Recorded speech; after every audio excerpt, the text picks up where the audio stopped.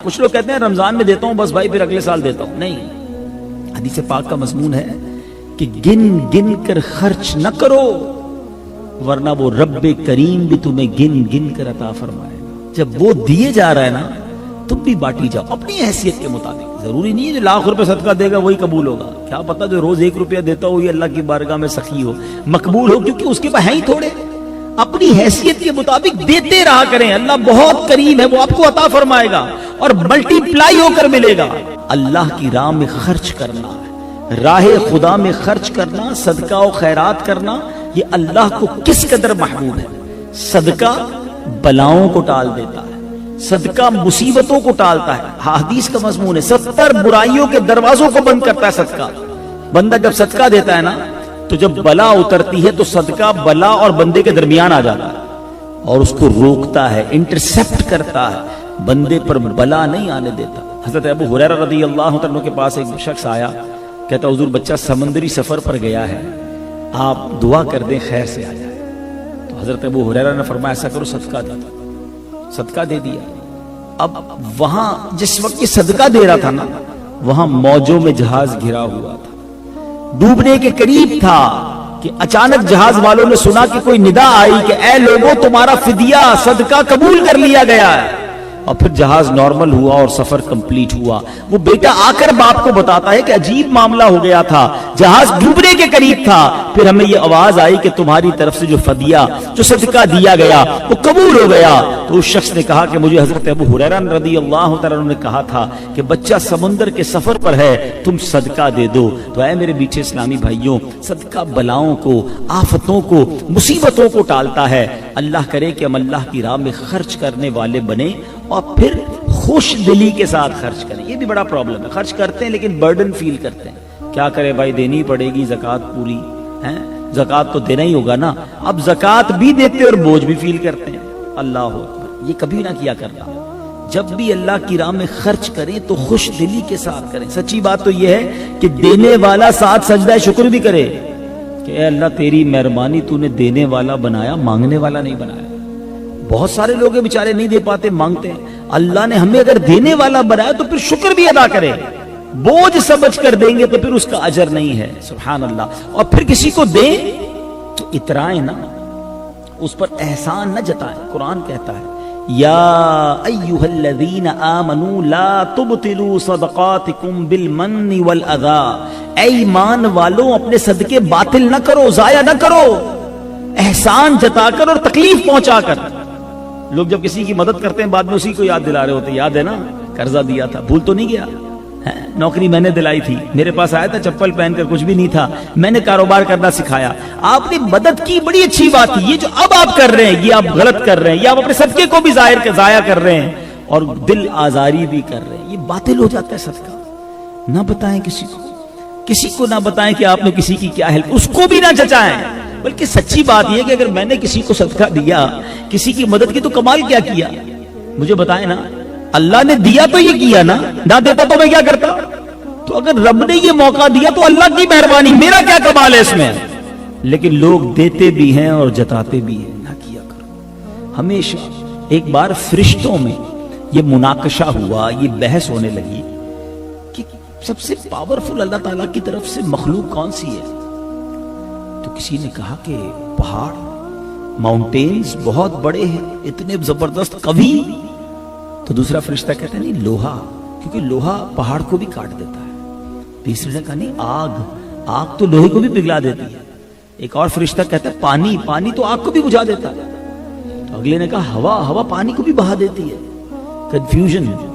which is the powerful creation of اللہ سبحانہ و تعالی. سب سے زیادہ پاورفل چیز کون سی ہے؟ فرشتوں نے اللہ کی بارگاہ میں عرض کیا مولا تو ہی بتا دے، تیری سب سے مضبوط طاقتور مخلوق کون سی ہے؟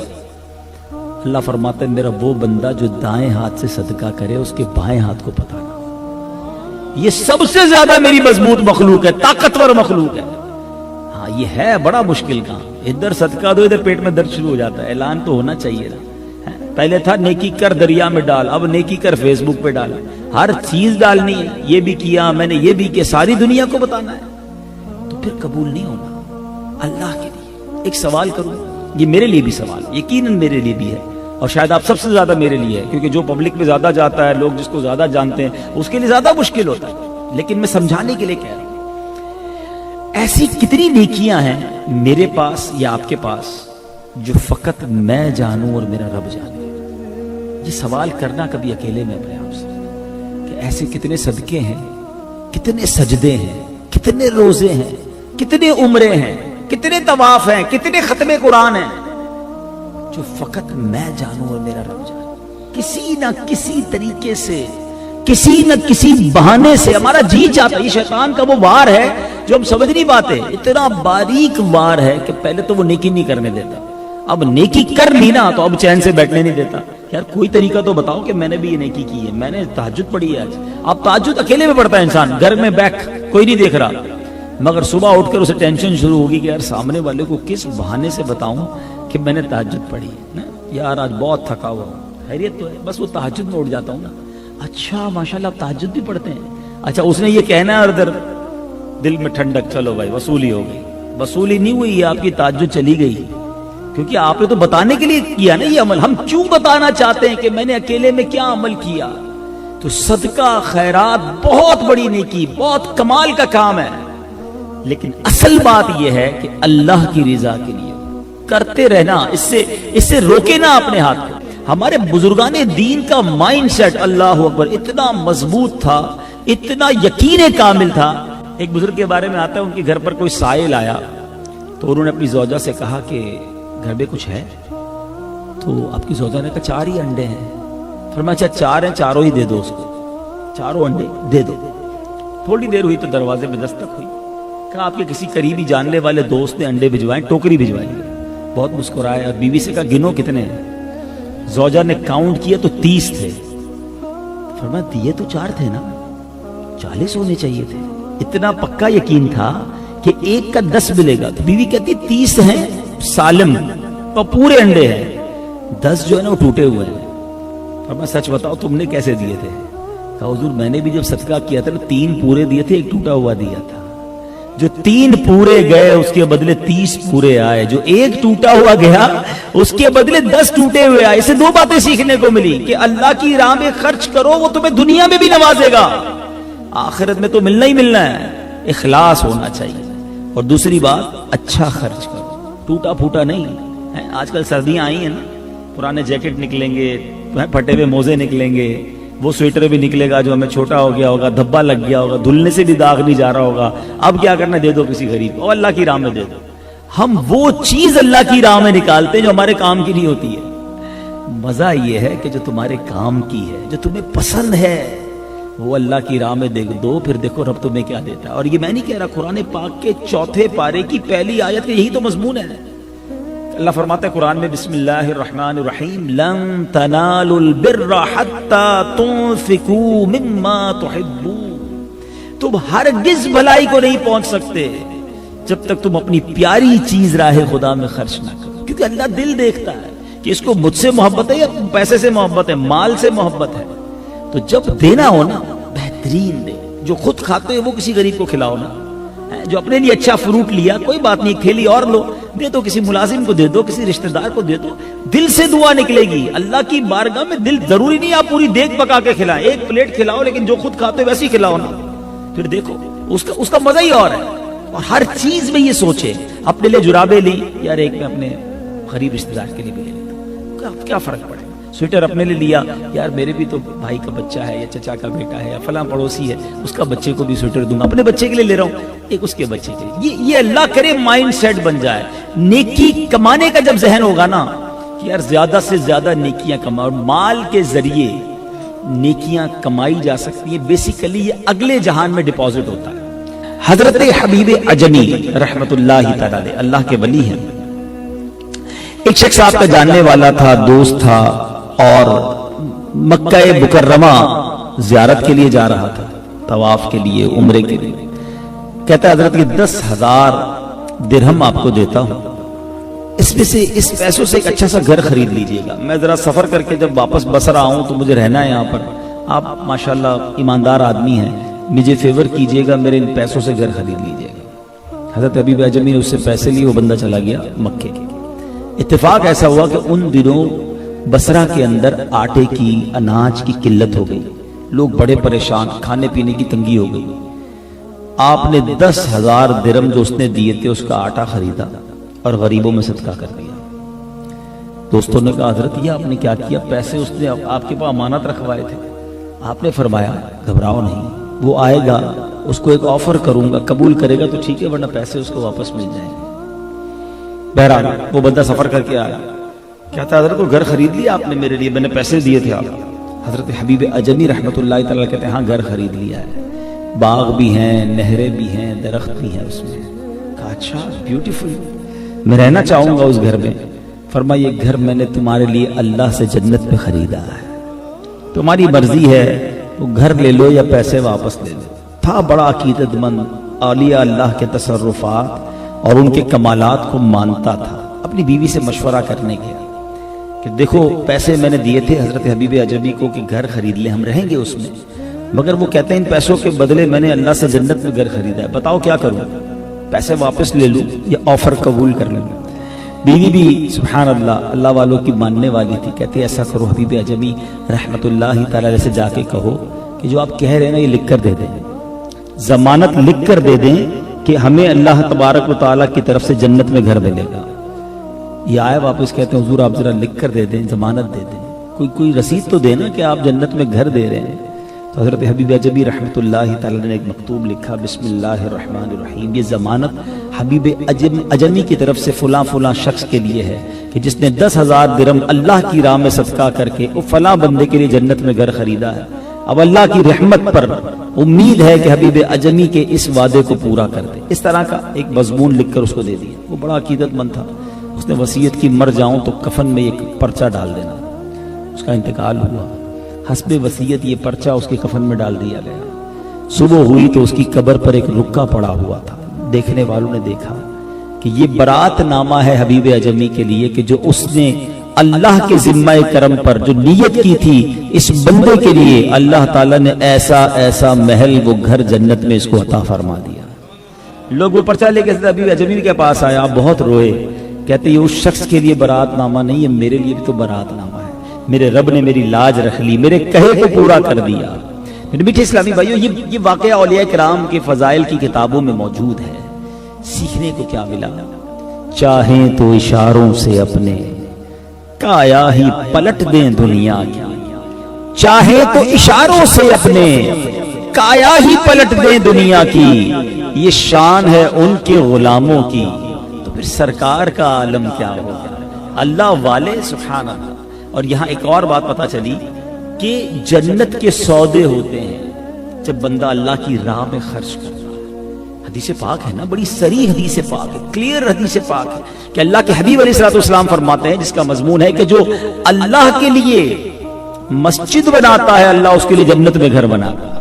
یعنی آج ہم اگر مسجد بنائیں اخلاص کے ساتھ اللہ کے لیے تو رب کریم انشاءاللہ جنت میں محل عطا فرمائے گا، کیونکہ یہ نبی پاک علیہ الصلوۃ والسلام کا وعدہ ہے. تو پتہ یہ چلا کہ انسان دنیا میں رہ کر بھی جنت میں گھر بنا سکتا ہے.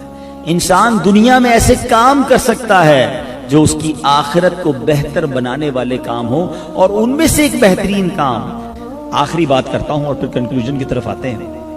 یہ پیسہ بعض اوقات جب خرچ کرتے ہیں نا شیطان دل میں ڈالتے کم ہو گئے یار، اتنے سارے تھے دے دیے، مسجد میں دے دیے، مدرسے میں دے دیے، کسی رشتہ دار کو دے دیے، میرے تو کم ہو گئے. یہ کم نہیں ہوئے ہیں، کہیں نہیں گئے.